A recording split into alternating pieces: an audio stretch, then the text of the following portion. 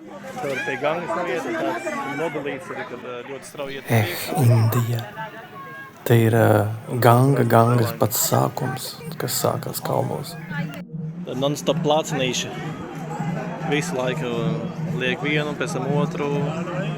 Tā kā Indijā dzīvo 1,4 miljardi iedzīvotāju, ja tev ir darbs, tad viņš ir vienkārši no rīta līdz vēlam vakarā visu laiku, tāpēc, ka darba apjoms ir vienkārši milzīgs. Un šeit dodamies uz jaunu svētvietu, kur redzams reklāma ir visur, banerīši ir visur.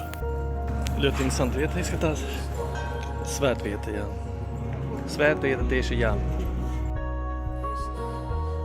Indiešiem, protams, patīk, ka visi krāšņi, spilgti, liels, lai visi ļoti labi redzams. Principā daudz vietas ir nekārtīgas, bet šeit ir ļoti viss arī smuki un kārtīgi iztīrīts un ļoti patīkams turistiem.